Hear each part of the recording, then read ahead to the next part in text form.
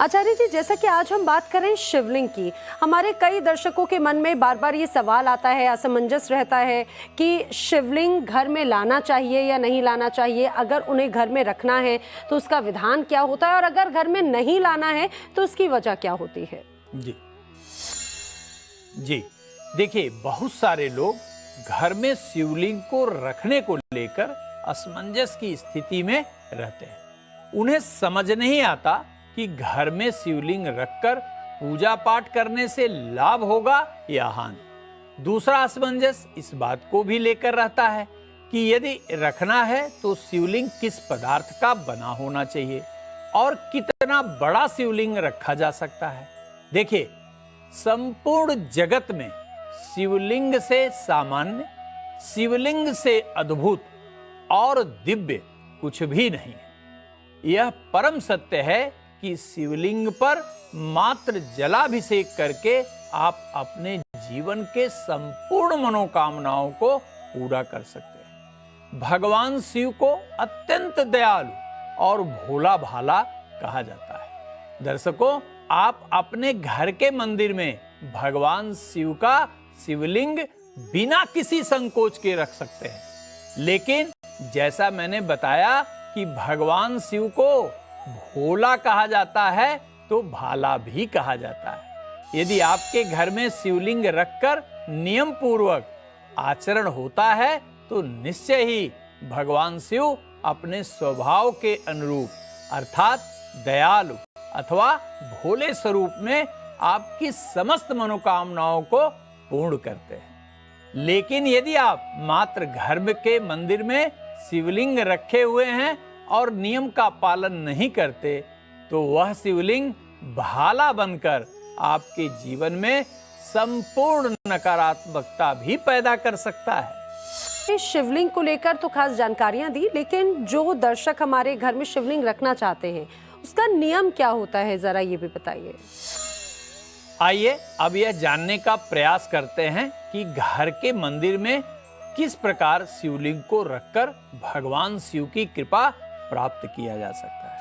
देखिए दर्शकों, घर के मंदिर में आप पारद का बना शिवलिंग या स्फटिक का बना शिवलिंग रख सकते हैं, लेकिन यह सदैव ध्यान रखना चाहिए कि शिवलिंग गृह स्वामी के हाथ की उंगलियों से अधिक ऊंचाई का नहीं होना चाहिए। वो भी कितनी उंगलियां? 3 उंगलियां, तर्जनी, मध्यमा और अनामिका। इस 3 उंगली से ज्यादा ऊंचाई का शिवलिंग कभी नहीं रखना चाहिए। शिवलिंग सदैव उत्तर दिशा की तरफ होना चाहिए, अर्थात योनि द्वार का मुख सदैव और सदैव उत्तर दिशा में ही होना चाहिए। घर में रखे हुए शिवलिंग का आप अभिषेक दूध, दही, शहद, पंचामृत आदि से करें न करें, लेकिन जल से अर्थात जलाभिषेक निश्चित रूप से, नियमित रूप से होना ही चाहिए।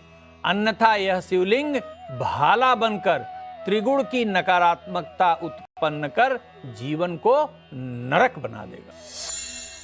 कई नियम आपने तो बताए, लेकिन एक और लोगों के मन में सवाल ये होता है कि अगर कोई अपने घर में शिवलिंग की स्थापना कराते हैं, पूजन करते हैं, तो क्या ऐसे परिवार कभी भी अपना घर खाली नहीं छोड़ सकते, या फिर ये कहा जाए कि वो नियम आखिर किस तरह के होते हैं?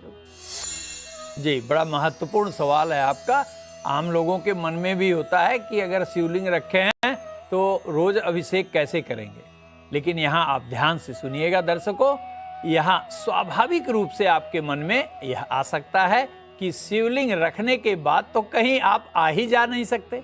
ऐसा बिल्कुल नहीं है। आप शिवलिंग रखकर निश्चित रूप से अपने कार्य हेतु जा सकते हैं। देखिए, मजबूरी और मनबढ़ाई में अंतर होता है। भगवान शिव आपकी मजबूरी और मनबढ़ाई दोनों को अच्छी तरह समझ सकते हैं।